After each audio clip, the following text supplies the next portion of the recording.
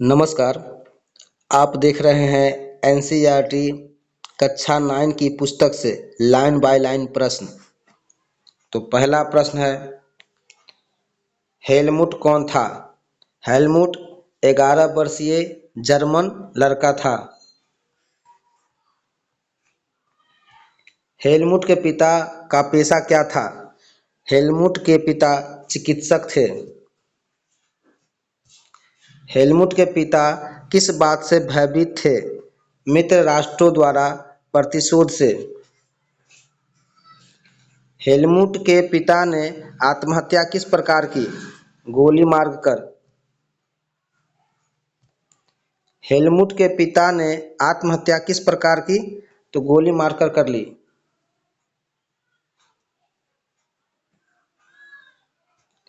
Helmut की याद में क्या बात सबसे गहराई से दर्ज रही? पिता की खून से सनी वर्दी का जलाया जाना। हेलमुट के पिता किस राजनीतिक दल के समर्थक थे? नात्सी दल के। नात्सी दल का नेता कौन था? हिटलर। मई 1945 में जर्मनी ने किसके सामने आत्मसमर्पण किया? सोवियत संघ के सामने। हिटलर और उसके प्रचार मंत्री ने आत्महत्या कहाँ की? बर्लिन के बंकर में। हिटलर के प्रधानमंत्री का नाम क्या था? ग्योबल्स। नात्सी अपराधियों पर मुकदमा चलाने के लिए कौन सी अदालत बनाई गई थी? न्यूरेमबर्ग अदालत। नात्सी शासन के दौरान कितने यहूदियों की हत्या की गई थी? 60 लाख यहूदियों की। जर्मनी के किन नागरिकों को भी नात्सियों ने मारा जो अपंग घोषित किए गए थे?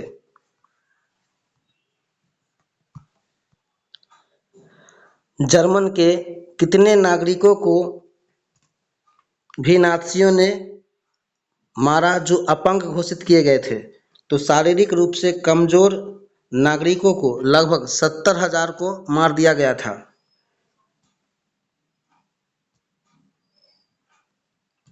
नात्सियों ने यहूदियों और अन्य लोगों को मारने के लिए किस प्रकार के शिविर बनाए? तो बस ऑशविट्स और कत्लखाने बनाए थे। ऑशविट्स शिविर में लोगों को किस तरीके से मारा जाता था? गैस चैम्बर में रखकर। न्यूरेमबर्ग अदालत ने कितने प्रमुख नात्सियों को फांसी की सजा दी? 11।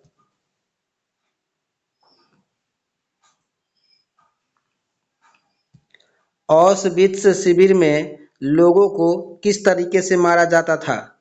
गैस चैम्बर में डालकर।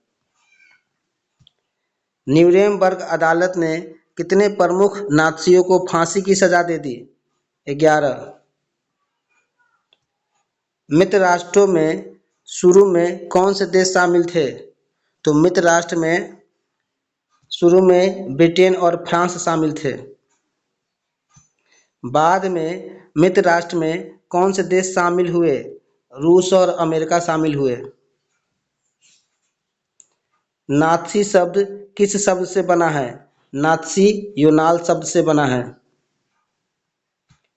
हिटलर की पार्टी का पूरा नाम क्या था? German national socialist workers party.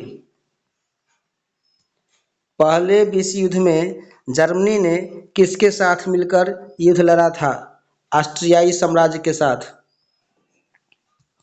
पहले विश्व युद्ध की शुरुआत किस वर्ष हुई थी? 1914 में। अमेरिका किस वर्ष मित्र राष्ट्रों में शामिल हुआ? 1917 में अमेरिका शामिल हुआ था। जर्मनी ने मित्र राष्ट्रों के सामने आत्मसमर्पण कब किया? नवंबर 1918 को। वाइमर गणराज्य का संविधान कहाँ पारित किया गया? वाइमर में। नई संसद को क्या कहा गया? स्टाइक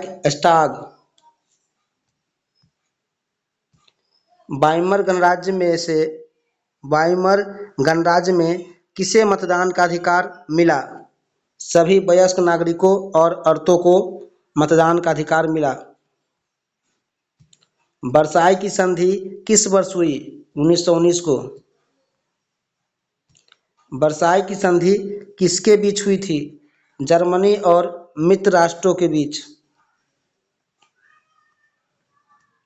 वर्साई संधि के तहत जर्मनी को कितने प्रतिशत भूभाग छोड़ना पड़ा? 13%।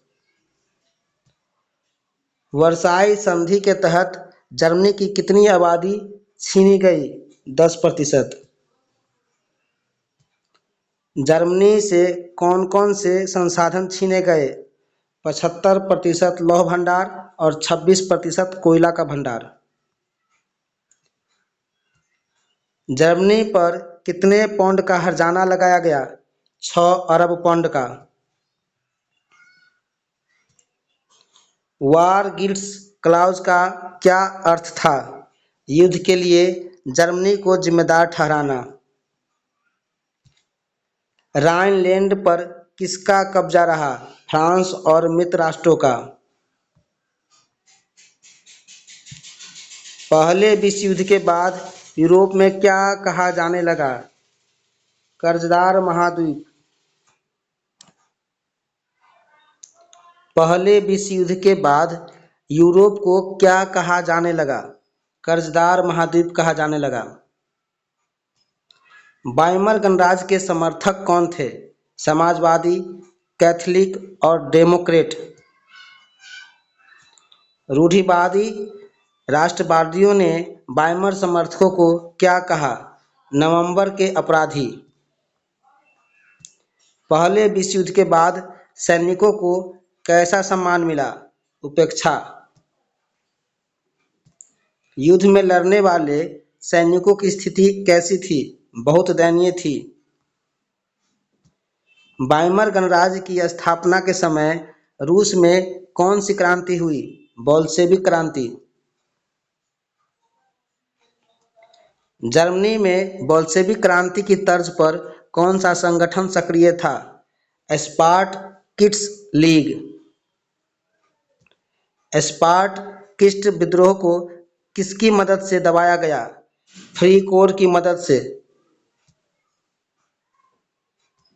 स्पार्टकिस्ट विद्रोह के बाद कौन सी पार्टी बनी? Communist party. 1923 में जर्मनी ने किस बात से इनकार किया? हर्जाना और कर्ज चुकाने से। फ्रांस ने प्रतिशोध में जर्मनी के किस क्षेत्र पर कब्जा किया? रूर क्षेत्र पर। 1923 में जर्मनी में किस प्रकार का संकट आया? अति मुद्रास्फीति हुआ। जर्मन मुद्रा मार्क का मूल्य 1923 में कैसा हो गया था? तेजी से गिर गया। जर्मन नागरिकों को रोटी खरीदने के लिए क्या करना पड़ता था? नाटों से भरी गाड़ियां ले जाना पड़ता था। इस संकट से जर्मनी को उबारने के लिए किस योजना का निर्माण हुआ? डब्स योजना का निर्माण हुआ था। हिटलर का जन्म कब और कहाँ हुआ था? 1889 में ऑस्ट्रिया में हुआ था। हिटलर ने पहले विश्व युद्ध के दौरान क्या कार्य किया था? संदेशवाहक का कार्य किया था। हिटलर किस पार्टी से जुड़ा था? सोशल डेमोक्रेटिक पार्टी से। नेशनल सोशलिस्ट पार्टी को बाद में किस नाम से जाना गया? तो नेशनल सोशलिस्ट पार्टी को बाद में नाज़ी पार्टी के रूप में जाना गया। हिटलर ने सत्ता पर कब्जा करने की पहली कोशिश कब की थी? 1923 को। हिटलर को किस वर्ष जर्मनी का चांसलर बनाया गया? 1933 को। हिटलर ने सत्ता पर कब्जा करने की पहली कोशिश कब की थी? तो हिटलर ने सत्ता पर कब्जा करने की पहली कोशिश कब की थी? 1923 में की थी।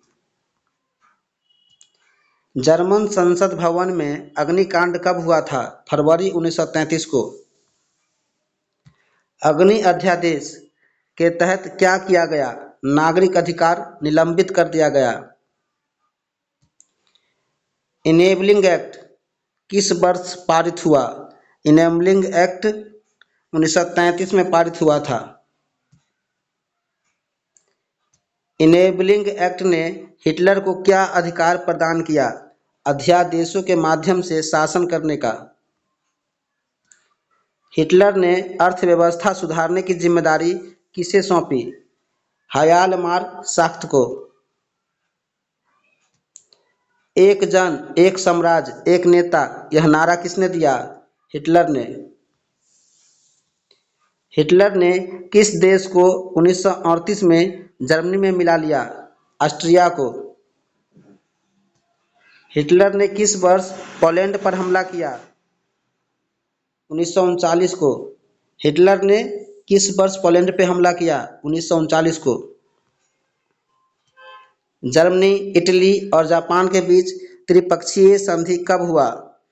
तो जर्मनी, इटली, जापान के बीच त्रिपक्षीय संधि 1940 में हुआ था। लिविंग स्पेस का क्या अर्थ है? रहने और संसाधन जुटाने की जगह। हिटलर ने किस देश पर हमला करके सबसे बड़ी भूल की? सोवियत संघ या रूस पर। दूसरे विश्व युद्ध का अंत कब हुआ? मई 1945 को। नात्सी विचारधारा किसके विश्व दृष्टिकोण का पर्यायवाची थी? हिटलर के। नात्सियों के अनुसार कौन सी नस्ल सर्वोच्च थी? नॉर्डिक जर्मन आर्य। नात्सियों की दृष्टि में कौन सबसे निम्न था? यहूदी। ब्लॉन्ड शब्द का प्रयोग किन लोगों से लिया गया था? नीली आंखें और सुनहरे बालों वाले लोगों से। हिटलर की नस्ली सोच किन विचारकों के सिद्धांत पर आधारित थी? चार्ल्स डार्विन और हर्बर्ट स्पेंसर के सिद्धांत पर। सर्वाइवल ऑफ द फिटेस्ट का सिद्धांत किसने दिया? स्पेंसर ने। डार्विन के सिद्धांत में इंसानी हस्तक्षेप की वकालत की गई थी? नहीं की गई थी। नात्सियों के अनुसार कौन सी नस्लें नष्ट हो जानी चाहिए थी? कमजोर नस्लें। लेब्रेंसराउन का अर्थ क्या होता है? लेब्रेंसराउन का अर्थ जीवन क्षेत्र होता है। लेब्रेंसराउन अवधारणा का उद्देश्य क्या था? अधिक से अधिक क्षेत्र पर कब्जा करना। हिटलर सबसे पहले किस देश पर कब्जा करना चाहता था? ऑस्ट्रिया पर। नात्सी शासन का उद्देश्य किस प्रकार का समाज बनाना था? शुद्ध आर्य समाज। यूथेनेजिया कार्यक्रम का संबंध था अशुद्ध या असमान लोगों की हत्या से। हिटलर किन लोगों को अवांछित मानता था? यहूदी, जिप्सी, अश्वेत और रूसी को। जिप्सी समुदाय के प्रमुख दो समूह कौन से थे? सिंती और रोमा। यहूदियों को अलग थलग बस्तियों में कहाँ रखा जाता था? घेटों में। घेटो शब्द का क्या अर्थ है? किसी समुदाय को दूसरे समुदाय से अलग थलग रखना। सूदखोर शब्द का प्रयोग यहूदियों के लिए क्यों किया जाता था? क्योंकि वे अधिक ब्याज लेते थे। नात्सियों ने 1933 से 1938 के बीच यहूदियों के साथ क्या किया? उन्हें आतंकित कर समाज से अलग कर दिया। 1939 से 1945 में यहूदियों को कहाँ इकट्ठा कर मारा गया? गैस चैम्बरों में। नात्सियों ने सबसे पहले किन समाज को खत्म करने करना शुरू किया। तो नाज़ियों ने सबसे पहले अवांछित समाजों को खत्म करना शुरू किया।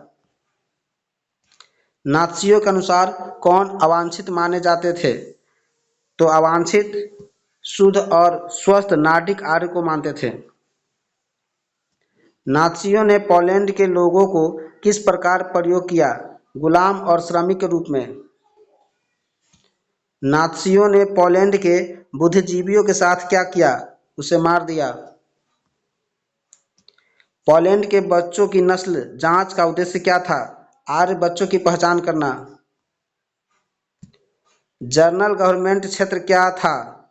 जर्मन शासन केंद्र। मेन काम्फ पुस्तक किसने लिखी? हिटलर ने।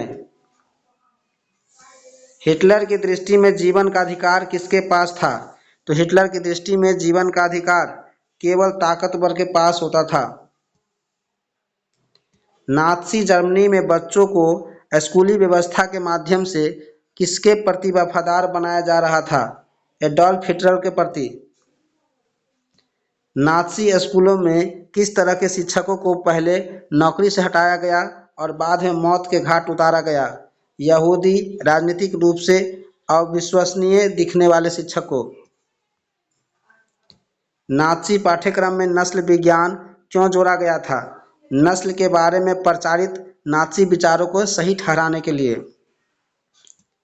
हिटलर के अनुसार मुक्केबाजी का प्रशिक्षण बच्चों में किस गुण को बढ़ाता था? फौलादी दिल, ताकत और मर्दानगी को।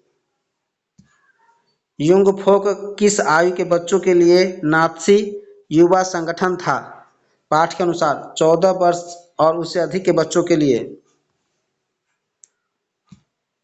किस आयु तक लड़कों को हिटलर यूथ में जाना अनिवार्य माना? तो हिटलर यूथ में जाना अनिवार्य माना था 14 साल के बच्चों को। पाठ के अनुसार 1933 तक हिटलर यूथ या नाज़ी युवा संगठन में लगभग कितने बच्चे शामिल थे? 12.5 लाख या 1.25 मिलियन से अधिक।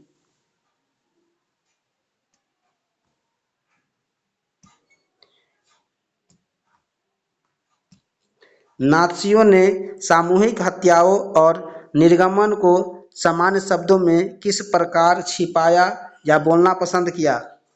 अंतिम समाधान, संक्रमित मुक्ति, इवैक्यूएशन जैसे कोड शब्दों में कहा गया।